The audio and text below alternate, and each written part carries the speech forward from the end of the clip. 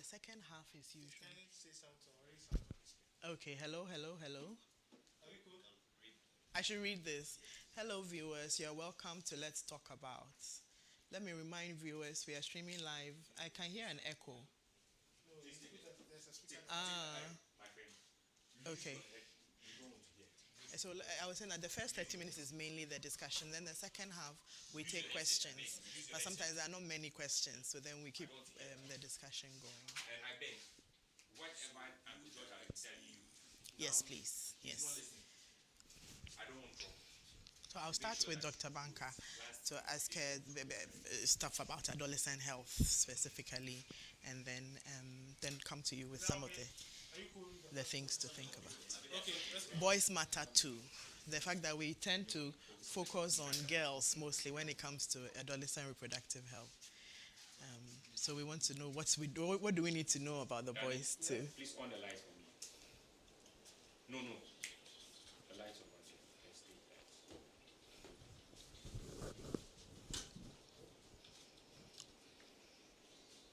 that. The second one, the last one.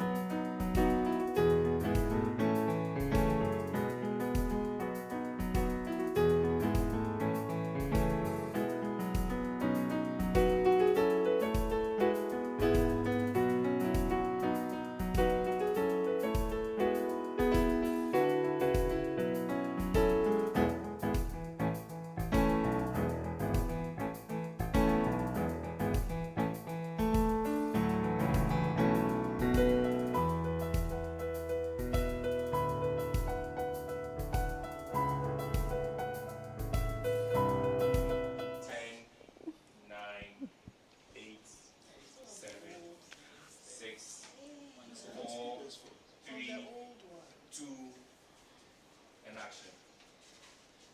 Viewers, welcome once again to Let's Talk About.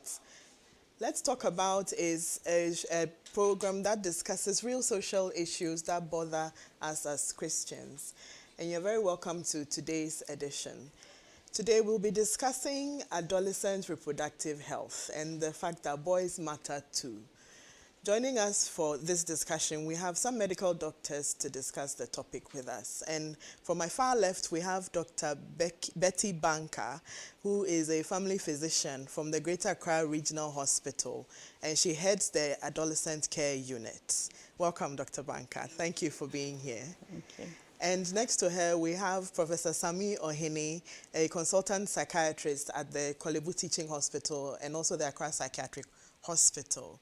And he's also a boy dad, a father of all boys. So we're also excited to have him here to share some of his perspectives and experiences with us.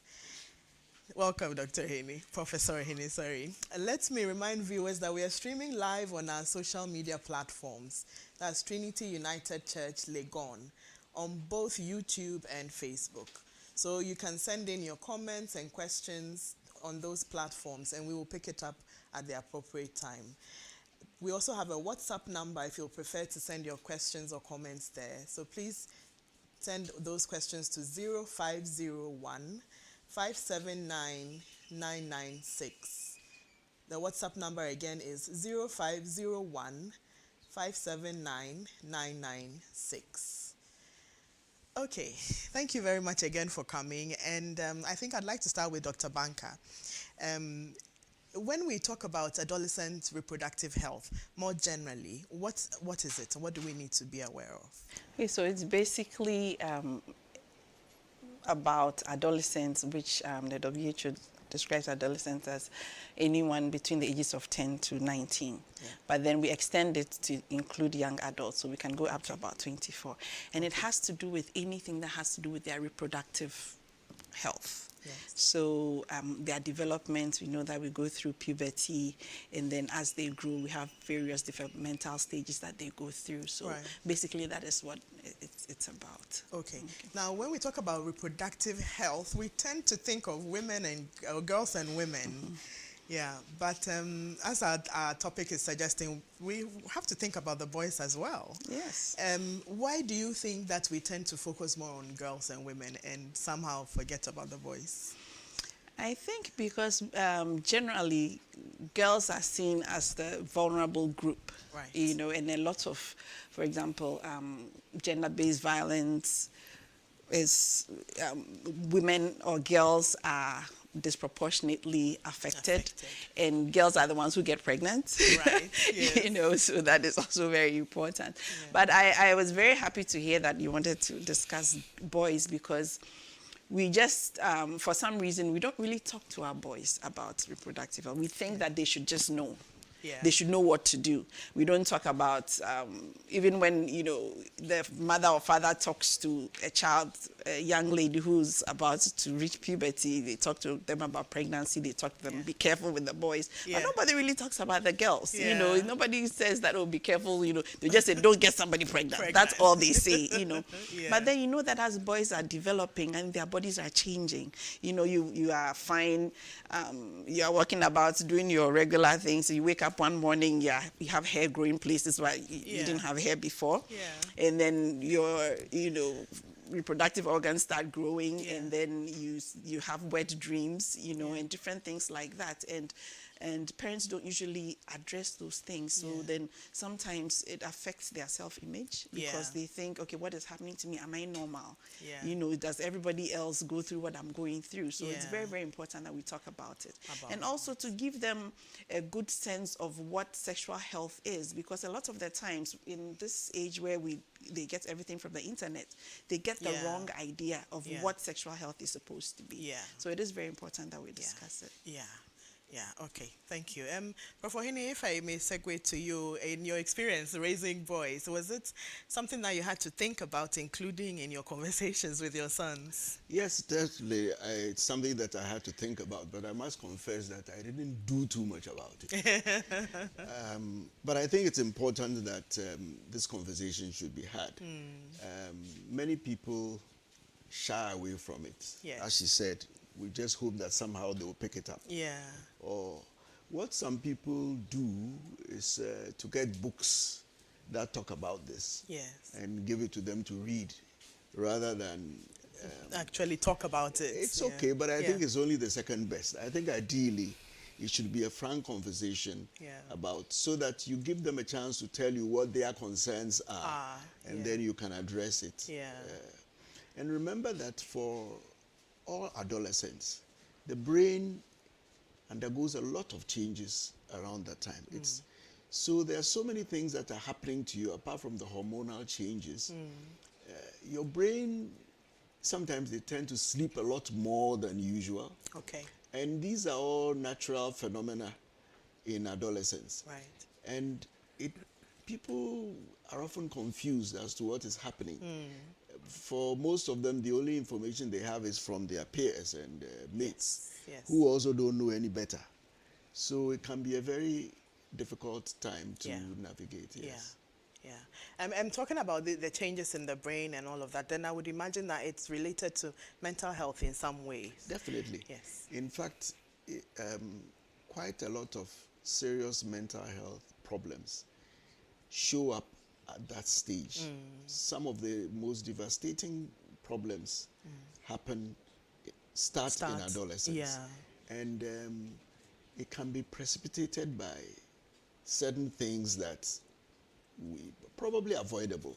Yes. For example, it is at that stage that some of them experiment with drugs. Yes. And that also feeds into reproductive health issues. Yes. They are telling you that, oh, you know, you're a man, you must be so and so. Yeah.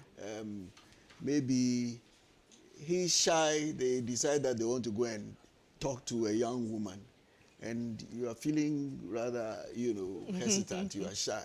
And somebody tells you, if you took a little tot of Apeteshe to it give might you help you. Or liquid courage. smoke a bit of weed. Yeah. So, you know, at that stage, they are very vulnerable. Yes. And because you want to fit in, Yes. you are very likely to do things like that, and Yes. that may lead to problems. Yes. Okay.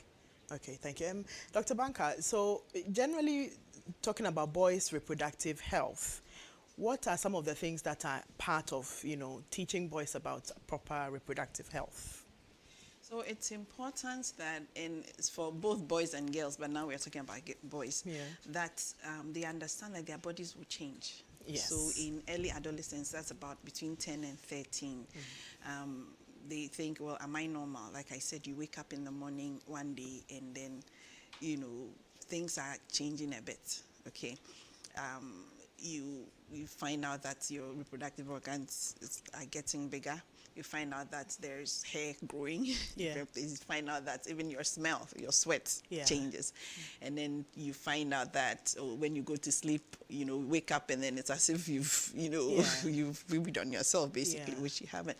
So these are things that I think young boys should be told that it's natural, that they are normal, and that it doesn't mean you are weird.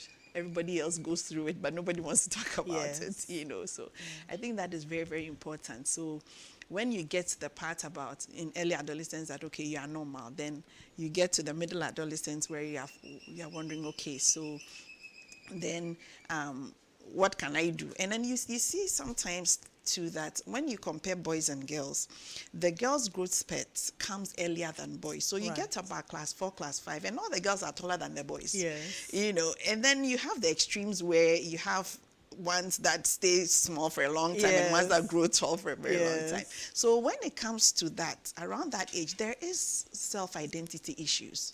Okay. You know, where they may think that, okay, you have to be a man, you have to, you know, that's when the risky behavior comes. Yes. That's when you try to dare your friends to do, you know, different Yeah. things. And unfortunately, we get some people in society who would actually introduce these boys into sexual Yes. things, you know.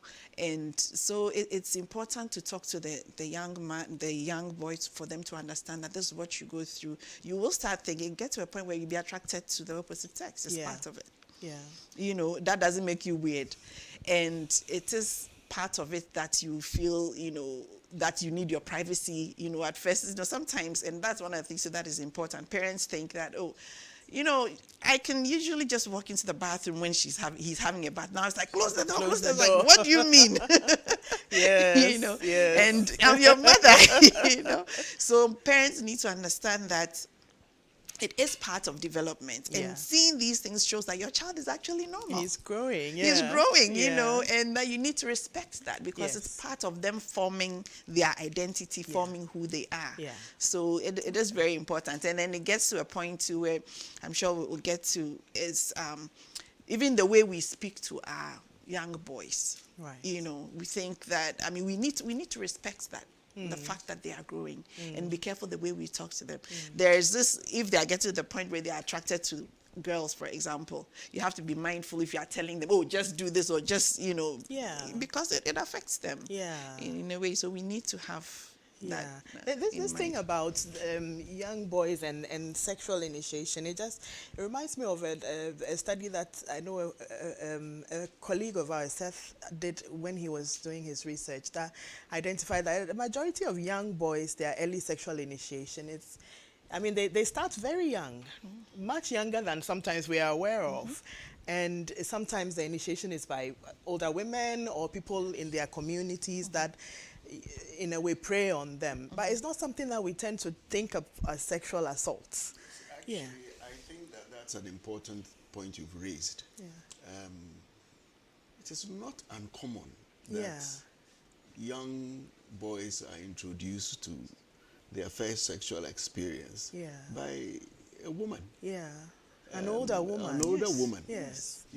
And sometimes they are really very young when it happens. Yes. And just the same way as when men prey on young girls, it's like there's a pact of secrecy. You're not supposed to talk about it. Yes. And it haunts them for a very long time. Yeah. And, later on in life, some of them, it takes them quite a bit of effort to be able to get over it, yes. And it shapes what their thoughts are about what sexual relations between a couple, a legitimate couple needs to be like. Yes, which is very, very important point because I have patients I see who were initiated very early and it was traumatic to them, but because they are boys, they couldn't see it. Yes. And so now in their 20s and their 30s, they don't have the right idea about what a relationship is supposed to be. Yeah. They think sexual relationship is dirty, which is not. It's something God created, and it was for a good purpose. Yeah. And everything God created is good. So they need to understand that, it's not a sin. Yeah. If it's done the right In the way, right way, yes. And it's because of, and also we should mention that our society prevents us from talking about certain things. Yes, that's true. And whether you talk about it or not, all a child has to do is to get a phone. Everything is on there. Yes. In fact, I think it's better if we talk about it because you can see it on the phone. Yes. Sometimes the parents are embarrassed when maybe there's a movie showing that, there are explicit scenes. So I think it's better to be open and discuss it rather than to leave people to their imagination. How can we do that, though? If we are talking about our society, our culture, the way it is, I would imagine that a lot of us grew up with parents who couldn't talk about it themselves. Sure. So how we learned it was either a lot of trial and error, or we were lucky that we had some sort of positive influence that taught us the thing. How, if you grew up in a way that you weren't talked to about these things, if you have sons, how do you start the conversation? I think it has to be early and it has to be age appropriate. Yeah.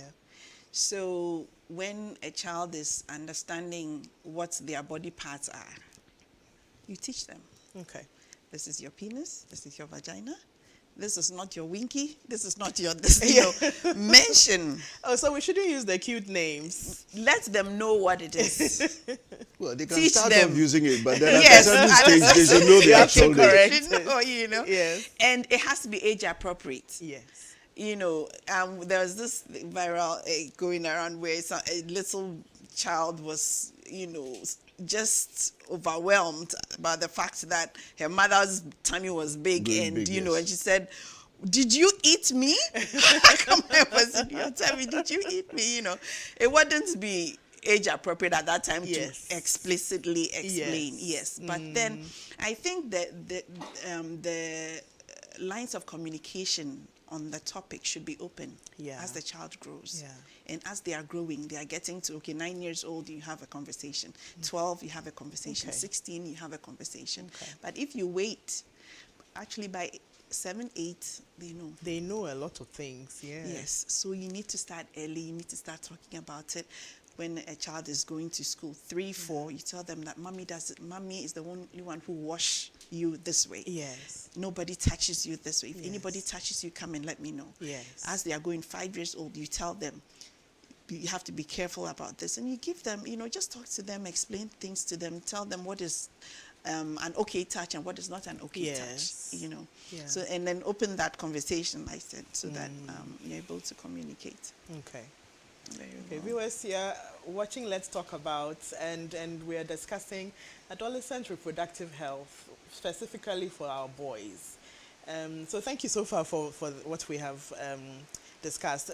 Just a reminder that we are streaming live on our social media platforms, both YouTube and Facebook. Please just search for Trinity United Church Legon, and then you can leave your comments or your questions or suggestions there. We'll attend to them in the next part of the show. If you would like to send a WhatsApp message, the number is 0501 579 996. 0501 579 996. Okay, so we've discussed a little bit about some of the difficulties that may come if we don't really explain to boys what they should know about their reproductive health. But what are some of the reproductive health problems that boys can experience beyond the issues of their identity and so on? Are there like disorders or illnesses that tend to affect boys the way we think of the ones that worry girls? Okay. Well, one thing that I think is often not talked about is the issue of sexually transmitted diseases. Okay. Very often, I think people only talk about maybe the commonest ones, like where there might be a discharge from the urethra and so on. Yeah. But there are so many sexually transmitted diseases that people can get. Chlamydia, even hepatitis, So I think it's important that they should be made aware that it's possible to contract these things and maybe not even know that you have them, Yeah. and yet it will affect you later on. Yeah. It is not just the females who get it, but Yeah. that the men can also Can get also it. get it. Yes. Yeah. Okay. Thank you. And HIV is a big thing. For some Precisely, reason, yes. we are getting used to it, which we shouldn't, Yes, because yes. now a lot of young people are getting HIV. Yes. It's infection, Yes. so that is very important. Yes. Yes. It's this thing about the young people, right? As you mentioned, sometimes we can expand the definition of adolescents to include the early adults up Yes. to about 24 or so. So that's usually university students where there's a bit less control of parents and more freedom to experiment to some extent. So these issues of sexually transmitted diseases or infections, it's important that we look at it there as well, right?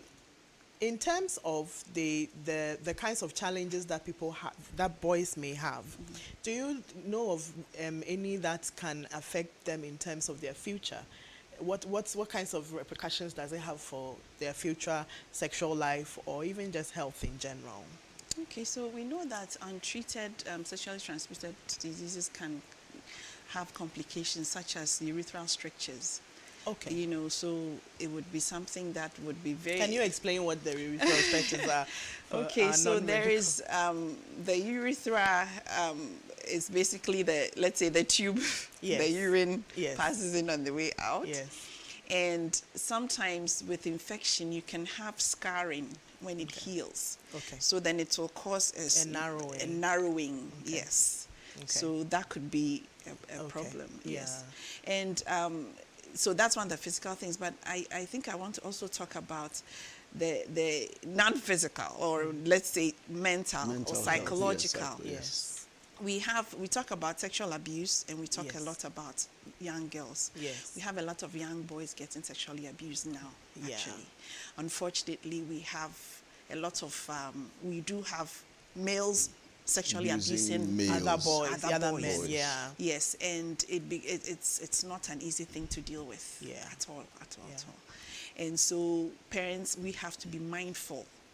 You know, we worry about, when you see a girl with a man, you're careful about that. But think about that boy with also another man. Yeah. Unfortunately, we don't even talk about heterosexual so much, let alone Yes, the homosexual. Yeah. And so we are having a lot of boys suffering, having been raped, Yeah. Yeah. by this. Yeah. And they don't have anywhere to go. They don't have anybody to talk to. Yeah. Especially even when you go into our universities, you go into our high schools, things are happening. And it's affecting the boys for life. So we talk about, when we talked about, one of the things I said about this topic that was good was someone made a comment that we always talk about the girls, but then our girls are going to marry the boys. What are we doing about the boys? Yes. So if you have a young man who's been through this trauma and has not been psychologically managed properly, and that young man marries your daughter, Yes. how is it going to be like? Yes. Yeah. I'm not saying that don't marry that person, but Yes. that person needed help, and Yeah. we need timely help. Yeah. So that is very, very important. We have the physical, where they have complications from sexually transmitted diseases. They may have infection, hepatitis. They may have HIV, Yeah. which we manage, we don't cure. Yeah. But then there is the psychological aspect of it Yeah. that can affect every part of their Yeah. lives as they grow up. I must add that sexual abuse has consequences way into the future. Yes. In fact, there are studies that suggest that a considerable proportion of people who suffer major mental illness appear to have had Experience sex- some undesirable sexual experience before the age of 14. I see. And so it's important that we talk about these things. Yeah. And remember, the defilement is not just maybe an older man by a younger woman, but an older woman to a younger boy, or an older man by a younger boy is Yes. also, Yes. you know, Yes. Yes. Yes. underage sexual exposure is wrong. Yeah. And regardless of who the perpetrator is, it's something that we should address. Yes. And help must be given to the victim, so to speak. Yeah. As she said, if you ignore it, the consequences will come back Yeah. to the person much Yeah. later on. And Prof, I like the point you made about the nature of sexual assault, because, I mean, as we've said, most of the time these days, we don't think of it as rape. When it is, let's say, sometimes you hear of maid servants in the house and they start abusing the young boys. Right. But there's also this thing about if it isn't penetrative, then it wasn't actually assault. What are your thoughts on that? Well, sexual abuse is sexual abuse. The penetrative one is only one aspect of Yeah. it. Yes. Yeah. I mean, even if somebody is touching the breast inappropriately, Yeah. or touching the genitalia inappropriately, you know, sometimes it becomes a pattern. Yes. Or even And- exposure. Yes. Exposure, yes. You know, so it's Yes. something that we need to talk about. Yes. Okay. I think we also should mention the fact that the mental health of adolescents, these things can lead to, you know, mental health problems.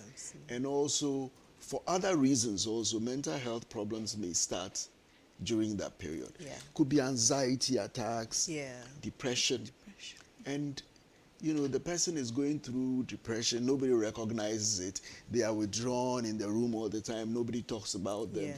they don't want to talk to anybody, and nobody asks what is wrong with you. They just think, look, you know, pull yourself Snap out of it and so on. Yeah. But it affects them, and that may be the time that you can get some help for them early, rather than, you Yeah. know, because that can affect their lives forever. Yeah. You know, they Yeah. can then go into a pattern of developing recurrent depression and things Yes. like that. So it's important that we recognize these things early. Okay, and I also wanted to make a point that, you know, usually when defilement or something like this happen, our society will just say, "Yenifiasem." Yes. You know, And then it's covered up. It's covered up. You, the parent, you are doing your child a disservice. Yeah. Fine, if you don't want to persecute, get help for that child. Yeah. Get mental health help for that child, because otherwise, where does the child go? Yes. I always say that as a child, your security is your parents. And if the person who is supposed to keep you Protect safe you. and protect you is not doing that, where does that child go? Yes. They'll go out there. Either they now become very risky Yeah. about everything, Yeah. or they get withdrawn, or depression Yeah. and attempted suicide. Yes. You know, we have situations like that we deal with. So I would like to just make parents understand that, look, if your child goes through this, and you say, oh, don't worry, I know the family, please get mental help Yeah. for your child. And I must say that it's a crime. So strictly speaking, if you're refusing to report it, you are an accessory to crime. To the Exactly, crime. exactly. Yeah. Exactly. Yeah. But on a more serious note also, it does affect these children much later on in life. I mean, some of them grow up being very bitter that my mother knew this thing happened to me.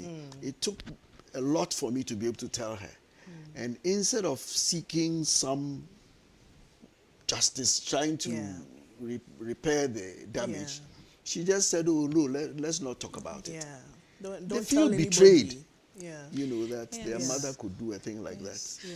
I've had instances where, and actually one young person said, Dr. Betty, make sure you talk about this. So she was abused by she was living with her auntie's husband. And when she went to report to her auntie said, be quiet. And then her auntie went to ask the husband. She said, you did this. And I was like, oh, no. So, you know, that situation, so a lot of the times, people are afraid to tell. What if they don't believe me? And the first thing you say is, we are collaborating. Yes. The first thing that they What hear. did you do What that did made you him do? do that? Especially, Yes. so we do that with girls, let alone Yes, boys. boys. Why were you Yeah. dressed like that? Yeah. Why did you know? How Yes. can you say a thing And like that? nobody would believe you as a boy going Yeah. to say that, oh, uncle such and such, or my daddy's friend, Yes. or no one will believe you. Yeah. So I think it's very important that when your child, really, young people really don't have any reason to come and lie about this. No. Yeah. Yeah. At least investigate, give them the Yes. benefit of the doubt. Something must have happened. Yes. Something may have. Yes. Even if they are Even exaggerated. if they are exaggerating, or even if they are making up stories, Yes. what is the reason means for that them something having to has make gone that wrong. story? Yeah. Okay. A lot to unpack there.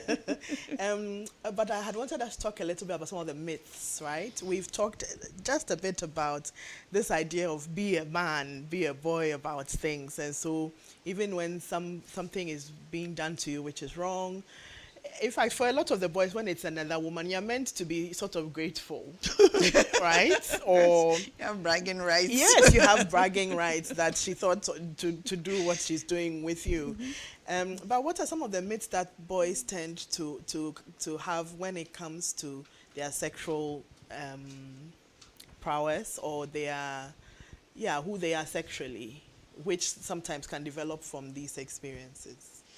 Yeah, sometimes they feel that if, I think someone said that if you are 16 and you haven't had sex, then that means you can go, you have a mental problem, you know, or, you know, you can, something can happen to you, you are not normal. You know? Yeah. And all those things are not true. Yeah. You don't have to. You know, we talk about sex before marriage. Yeah. We tell young girls that to do that. It applies to everybody. It doesn't mean that you are some, you know, you are a weakling because you are waiting for, you know, it's, I think it's important that our values of our parents are communicated to the children, yes. And then it helps them to understand and at least give them the confidence to say that, no, I'm not interested or I want to wait. Okay. Yeah.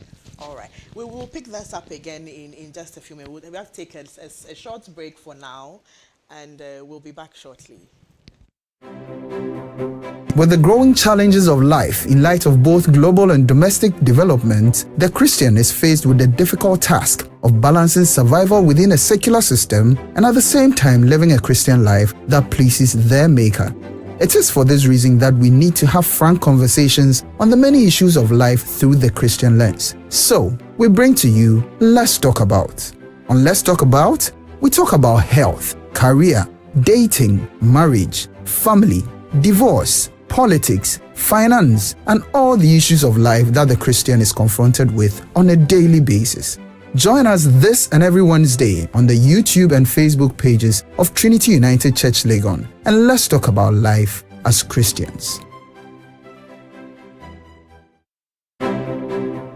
With the growing challenges of life in light of both global and domestic development, the Christian is faced with the difficult task of balancing survival within a secular system and at the same time living a Christian life that pleases their Maker. It is for this reason that we need to have frank conversations on the many issues of life through the Christian lens. So, we bring to you Let's Talk About.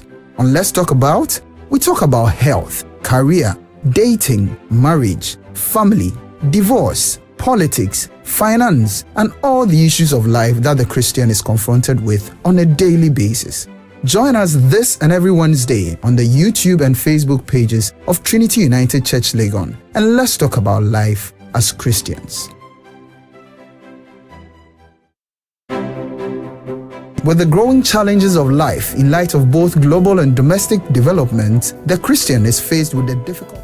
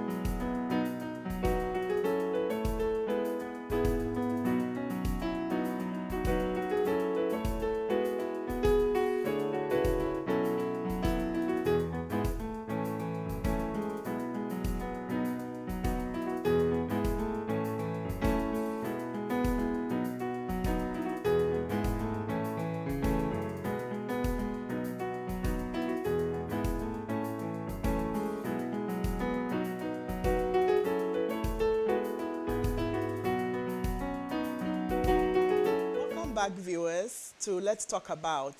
Today, as we've mentioned, we are discussing adolescent reproductive health for boys, because the boys matter too. Don't forget to send your comments and questions on both Facebook and YouTube. That is under Trinity United Church Legon. You can also send comments and questions to our WhatsApp number, which is 0501 579 996. That's 0501 579 996. Okay, Prof. Ohene, I want to come to you now with some of these issues that we've talked about in terms of what boys experience and what they do. And as Dr. Banka mentioned, as you're growing, your genitals are changing, you're experiencing wet dreams and all of that. We've heard that sometimes, as part of experimentation, some boys start to masturbate. What are your thoughts on that, and what kinds of impact can that have on them? Well, first of all, I like to say that it's not only the boys who masturbate. Oh, yes. Females also Point do. of correction, yes. Yeah. But the girls also. it is true. I think that it's something that some people just stumble upon it. Yeah. It's a pleasurable experience when they touch certain parts of their body. And because of the hormonal changes at that time, Yeah. there might be the desire to just go on and on and on until they reach, they ejaculate, so to speak. Yeah. And it is true that for some people it can become a habit Yeah. that worries even them, Okay. that they enjoy it so much that maybe every night, every opportunity, they go and hide somewhere and then Yeah. they keep doing it. That becomes a real problem because Yeah. it's an addiction like anything Yes. else. Yes. It's a little tough talking about it because some people preach that it's a sin, and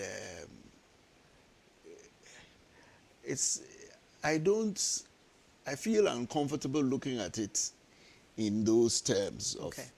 just saying that it's a sin. Okay. It may not be something that one wants to get used to. Okay. And I think that if people can avoid it, perhaps it's a good idea. Yeah. There are lots of healthy things that people can do, regular exercises, but I think that anybody who finds themselves always kind of privately stimulating themselves Yeah. probably must start talking to somebody. Yeah.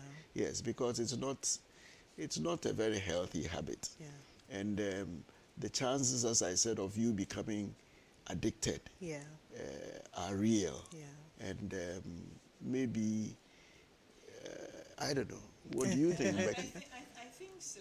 And it's important to find for the young person to be able to speak to somebody about it, because there are different ways you can help them to cope with, because those feelings are They are normal. real, yes. They are real, they are Yes. normal, yes. Yes. But then you could, you can talk to that young person and then come up with different ways that they can use their energies, so to speak, whether they, get them involved in some sport or get them involved in, just different things like that Yeah. to help. Because actually, I mean, as Prof said, people do feel guilty about it, and it affects their self-image, especially, we go to church and everything, and then the pastor is preaching and I feel like, oh, I'm just this terrible so sinner, sinful. Yeah. And so this is something that it has to be addressed, and then just, give them a healthy way of thinking about it, Yeah. and then give them different options.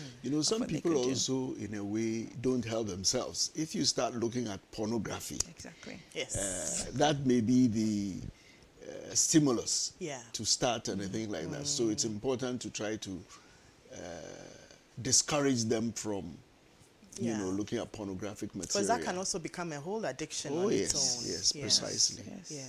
Yes. And that affects what you think normal or regular sexual relations need to be like. Right, right. What can even stimulate you when you are in a legitimate union with someone? Yeah. Yes. Okay. I would like us to take some questions now. We have a couple of questions. So Stephen Agalik says, we seem to only concentrate on physical and behavioral changes in adolescent boys, but is there any connection with their psychological development in terms of the ego, how they relate with people, etc.? Yeah. Prof, could you take that one? Well, yeah, definitely. In fact, I remember that Becky talked quite a bit about it. Yes. That your self-image, your self-esteem Yeah. is significantly affected by some of these sexual experiences in childhood. We've talked about the effect on you if you've been experienced abuse. And I think one thing we didn't talk about is about witnessing domestic violence. Violence, Yes. right. Yes.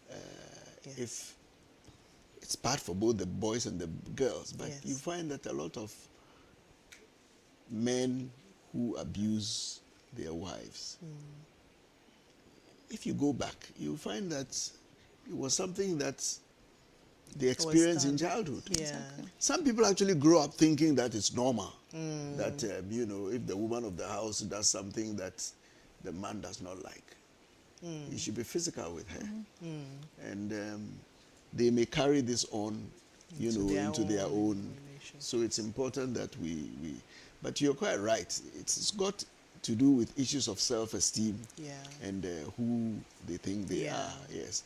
There must be more healthier ways of dealing with your problems than, showing that you are physically stronger than a woman.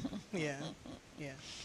Anything to add, Dr. Ban? Yeah, I think so. And also, just to answer that, when we talk about relationships, you may, in the development of the adolescent brain, we've mentioned something around that before, where you have the prefrontal cortex, that's what is involved with executive function and makes you, and then you have the limbic system, which the pleasure part that grows faster. So as you're growing, the meaning of relationship changes. So let's say you are 14, 15 and you have a crush on somebody and you think that is the whole world, you know. And then later on you get to about 16, 17, you're like, why was I even interested in that person? And then you get to 19, late adolescence, where now relationships mean something and you can think long term. So what we try to do, for example, in adolescent, health, is that try to keep the young people safe, and so that they don't make decisions that can permanently have repercussions. You see this man or you see this boy or this girl and you think, oh, I'm going to marry you forever, and she gets pregnant or something happens, and you can't roll back the time.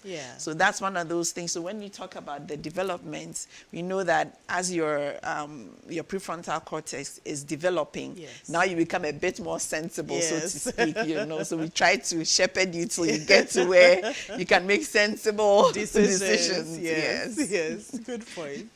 I remember when I was in secondary school, one of our house mistresses, I went to a mixed school, and one of the house mistresses always used to tell us that these boys that you're so crazy about, one day you'll come back and ask yourself, what was I thinking? And so when they are trying to separate, you don't think that they are ending your world, but when you start being able to make decisions rationally, you'll understand why it is. Okay, we have another question from Elikplim Jikunu. She says, Dr. Banker spoke about getting help for the child when one notices sexual harassment. Is there any point or age where it's too early for external or clinical help? No, there's no good time than now. As soon as you as see soon as you see. And please, if you're going to be leaving your young ones, boys, girls, with anyone, at the end of the day, after work or whatever, because you may have to do that because, please talk to them and inspect. Yes, okay. You find out that it gets to a point where they don't want to touch you in a certain, even when you are giving them a bath, for example, they don't want you to touch because it's painful. Find out why. And also, when the child is becoming aware, whether a boy or a girl, and you are still giving them a bath, when it gets to their private part, let them wash it themselves. Okay. And say that nobody touches, not even mommy or daddy. Okay. Yes. Okay. So then, but then when a child comes and has any mannerism that makes you think there's something, please something is off. So listening to your instincts, you should know your child then. Know your child. If that is the case, and then you notice when something is off. Yes. And I know that for now, it's difficult finding help, but our children are more precious than whatever it is we are doing out there. So we have to make sure that whoever we are leaving them with is appropriate. Exactly. Who do you think is better to talk to boys about these things? Is it the father or the mother? What is the best, in your opinion? I thought you were going to answer that. I think that, strictly speaking, the men should talk to the boys. Okay. That's my opinion. Yeah.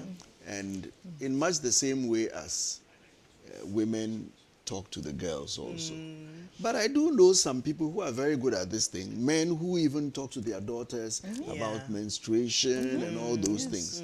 And of course, some women who also are brave enough to talk to Their sons. the young men. Yes, but I think that not only talking to them, but a father should do stuff with their boys.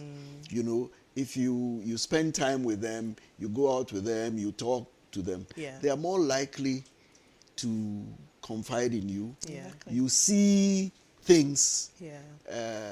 and okay, let's say you are driving along the road with them one evening, and then maybe you see women of the night, and they you know, they what's that? Yeah. I think it's an opportunity to talk about these things. Okay. And they will ask, so why do they do this, etc. Yeah. Because we know that a significant proportion of those people, will be surprised, have actually experienced Some abuse. Yeah. Yeah. and that is what drives them. Yeah. Forget about all the excuses about wanting money and so on. Yeah. Many of these people have actually been abused before. Yeah. And then they become, you know, Yeah. Yeah. They see that hostages as to the only that way kind of to, life. yeah. Yes. Yeah. And it's very important to have that communication because you want your son to be able to come up to you and like, oh, daddy, I saw somebody I like. You Yes. know, to have that conversation, or a daughter. And for me, I advise the dads when it comes to girls that take your daughter out on a date. You know, because really but when I know that I can talk to my dad and my dad is cool, he can discuss some of these Yeah. things. If I hear of anything or anything happens, I know that I can talk to my dad about it. Yes. Yes. You know, it's not, you have 17-year-old or 16-year-old boy who sees a girl they like and, oh, daddy, this and concentrate on your studies. Yeah. Yeah. Really? Yeah. I mean, It won't take away the feeling. it won't take away the feeling, Yeah. and you want the child to know that they can come to you. Yeah. It's not only And about that is school. natural. It's normal. Yes, I have, young boys come in and say, as for my parents, they only want my grades. Yeah. That's all they're interested in. So they don't know what I'm going through. They don't know, what bothers me. But, it's, you have to look at the child holistically in every sense of the word. Okay. So this is maybe a bit of a thorny question, but I will ask it anyways, coming from Samuel Apinting. And he's asking, at what age is it appropriate to engage your child in sex education, looking at how the world is looking at issues of LGBTQI+ and gender issues relating to what gender they feel they are at a point in their life? For example, a male who decides at a point in his life he feels more of a girl than being a boy, so he switches his gender. Are you comfortable discussing this matter? Well, I don't think we should hide. We should discuss avoid it. We should talk about it. Okay. What are your so let me start with Dr. Banka. Okay, so first of all, we know as growing up that children, when it gets to, as they are growing up, sometimes they don't even know the difference. Right. They may feel like, oh, I'll play with a doll, I'll play with a toy car. I'm a girl, I'll play with a toy car. I'm a boy, I'll play with a doll. Yeah. They do that, okay? And also having understood that the part of their brain that can really make decisions doesn't develop till later on in life. Okay. Really, some decisions, you don't make at certain yes, so Especially I think when they tend to be permanent. yes, especially permanent, because we hear a lot about the change and all of it, but we don't hear about those who have and now regretting it. Yes, okay. LGBTQ is coming up. We need to talk to our children about it because it's everywhere. Yeah. It's in cartoons. Yes. It's in the music they're listening to. It's everywhere. Yeah. So And it is with us. Yes, It is. It is. Gay So- people have always been Always around. been. Yes. That's why it upsets me when some people behave as if It's not it's our a culture. new thing or somebody is Yeah. introducing it. Yeah, They've always been it's there. been here. But we Yes. should learn to talk about it Yeah. frankly Yeah. and in the way that we think we should approach it as Christians. Yeah. And not to say that, no, don't introduce my children to Yeah. Nobody. Already been introduced. Yes, it's there. And if you don't guide the introduction, then you don't know what they're actually getting exposed to. What is important is that I think parents should instill their values in their children. Yes. Whatever is happening, you know, you want to go out there and stop this and stop that. Yes, society is going to do what society is going to do. Your child is your responsibility. That's correct. Yeah. How do you want your child to, what do you want your child to know and to value? Yeah. You give it to that child. Whatever anybody else wants to do, well, Yours should trump that. Right. yes, you know, and unfortunately, because we are very busy, mom is working, dad is working, they spend their waking hours, most of it, in school and the influence. So the damage control we have to do for the weekends, which if you are not going for a funeral or a wedding, very you know, true. it becomes, Yeah. you know. Yeah. No, I think it's a great point you made about our values. Many of us were made by what our parents taught us, either directly or subconsciously. That's what you watch growing up. Yeah. Modeling is one of the ways that of we all learning. learn. Yeah. And if your children see that this is the way you do things, this is the way you talk, these are the habits that you have, Yeah. these are the things that you say no, Yes. they are likely to also grow up that way. Yes. You know? And it's also about not just this is my position and it's no, but Should dialoguing be able to dialogue with them. about Yes. why you think this is Yes, wrong or this is yes, right. yes. Yes. And because they will ask you. So that's when it comes into authoritarian versus authoritative Yes, parenting. They will yes. ask you. At first, you know, someone says, your mom or your dad says, don't do this. And you that's don't. it. Now they say, why? Yeah. Precisely. Yes. Yes. They are not being disrespectful, but they need They to want to know. know, Yes, yeah. and you have to explain to think them. it's very So it's very important, important. yeah. When you talk about relationships, even modeling relationships, your mom and your dad at home. Does your mom talk anyhow to your dad? Does your dad talk anyhow to your mom? That That's boy what they growing pick up.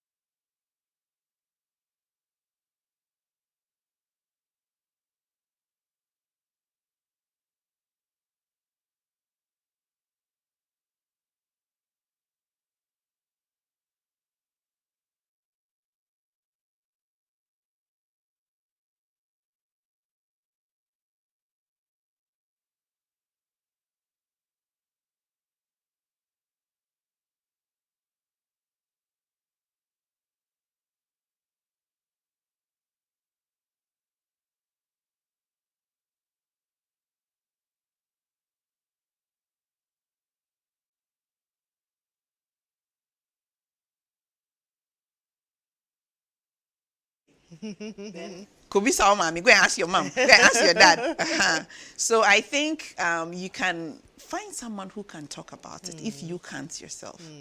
But really, we need to address it. Culture is changing. Yes. Yes.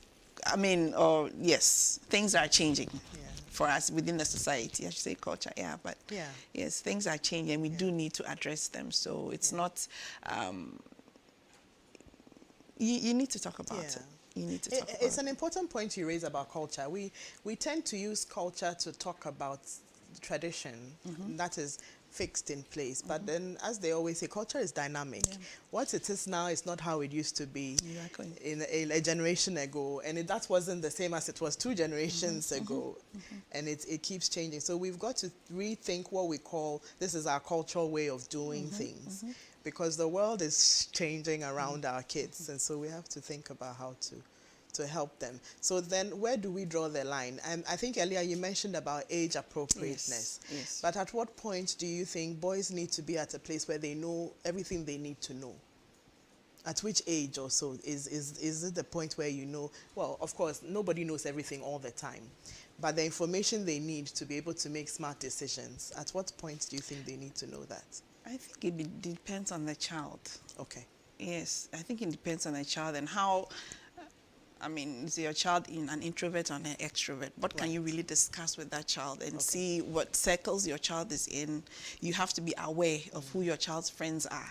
Be aware of where your child goes, and as much as possible, you know, just I think I wouldn't say okay by age 16 because everyone is different. So you have to know your child and then know how you you'll be able to approach it. And from we a- need to remember also that it's not only what we tell them that they know.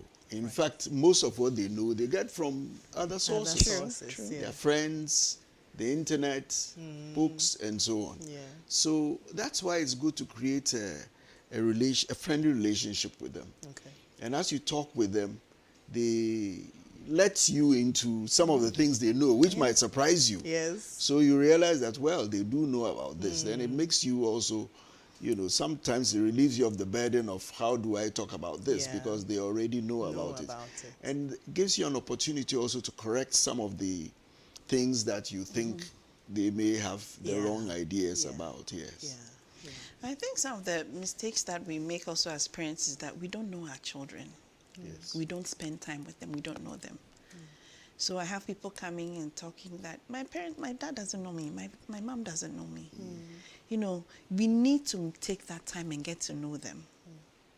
And sometimes that's all they need. I have young people finding themselves in situations where mom wasn't around, dad wasn't around, uncle this was around. And I went and spoke to them. And after a while, I got used to this uncle. And one day the uncle decided, can I try this on you? Out of obligation, I allowed. Yes. Yeah. So it's very, very important. I mean, we go out there trying to make a living, help our children to be somewhere in future. Yeah. But really, when you get all of that and the child is not there, Yes. then your work is... Yes. We should also be very, whilst we should not mistrust everybody, we should be aware of the kinds of people that are around our children. Yes. Because there are many stories about a driver who takes the kids to school regularly, and you trust him and all that, ends up being the one who's been abusing the children. Somebody in the house that, brother, big sister, Yeah.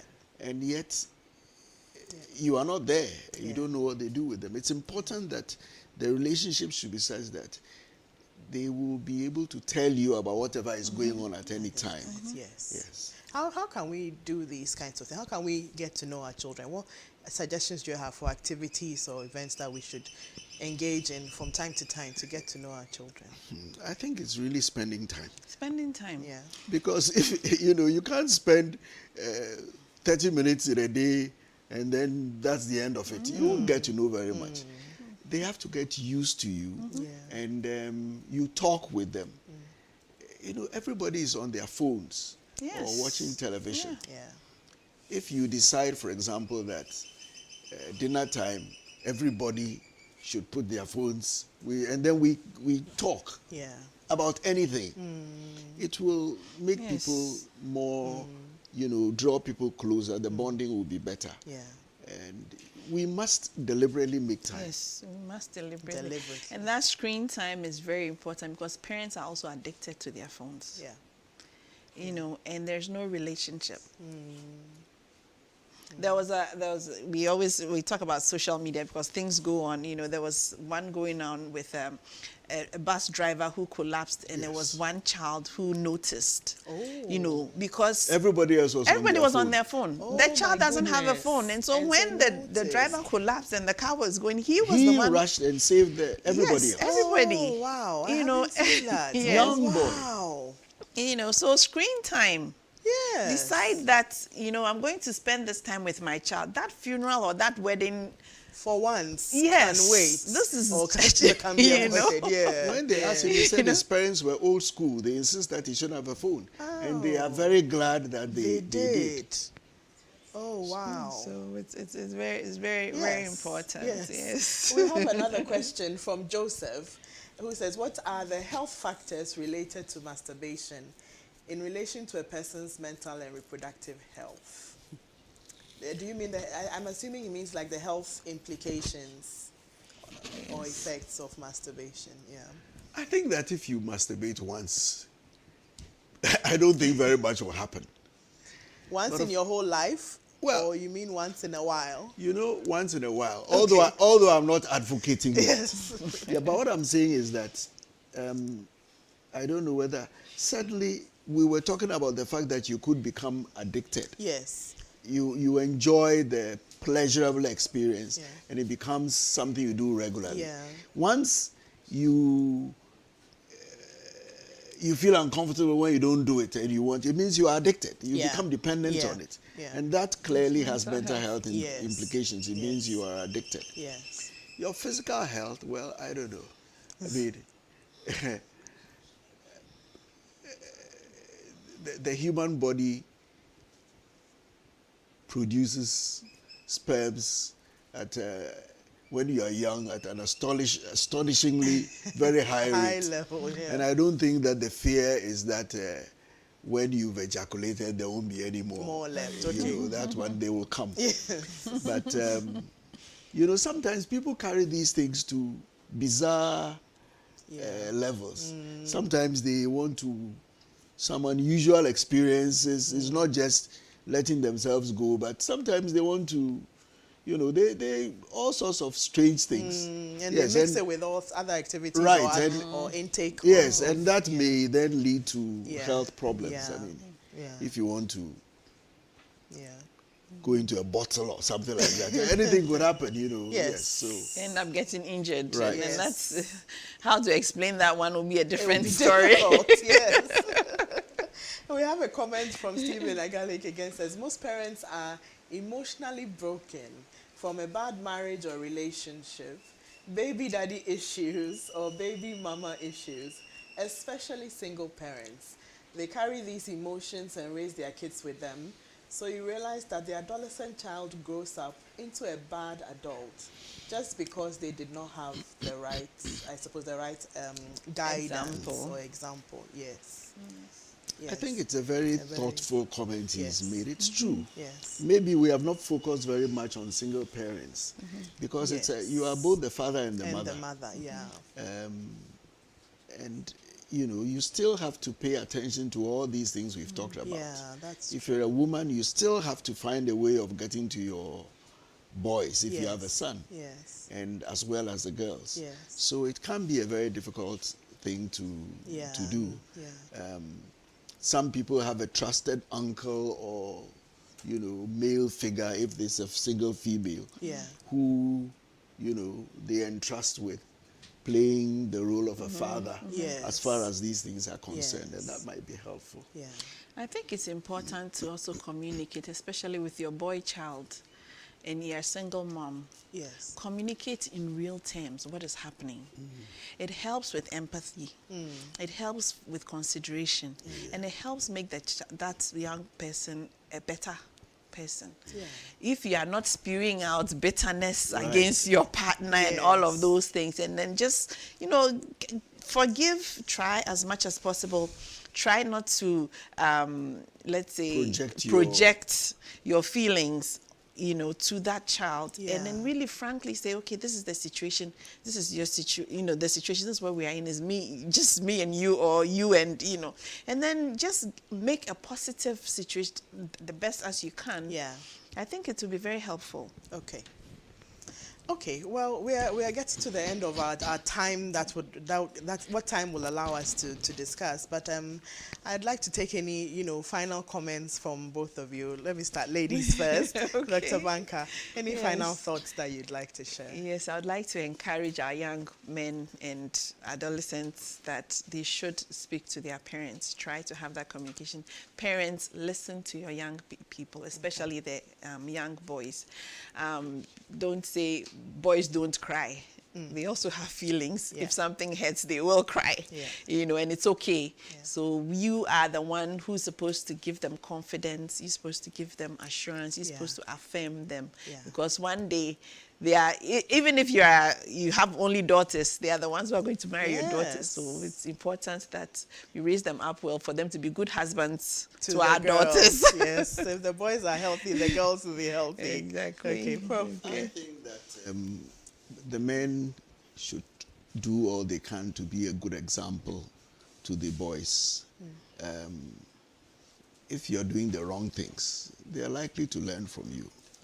Don't be abusive, whether it's emotionally or physically, to any woman. Because when they see that, they are likely to, you know, do the same as they grow old. Yeah.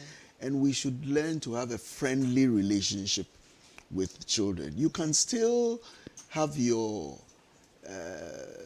should I say, authority as a father, Yeah. but you should be a friend so that they can feel comfortable talking to you Yeah. about anything. And that way, you will not be taken by surprise if, things go wrong. Yeah. Yes. Yeah. All right. Thank you so much, viewers. It's been another interesting time here on Let's Talk About. I would like to say a very, very big thank you to our guests, Dr. Betty Banker, a family physician from Greater Accra Regional Hospital. Thank you so much for coming all the way to spend the hour with us today. And then Professor Sami Ohene, a psychiatrist and a boy dad, for showing us all the insights that you had and your thoughts about boys in general. Join us again, same time next week. We will have another interesting and engaging topic for you. I look forward to seeing you again. Thank you. My name is Lily Kobi, and I have been your host for this evening. Good night.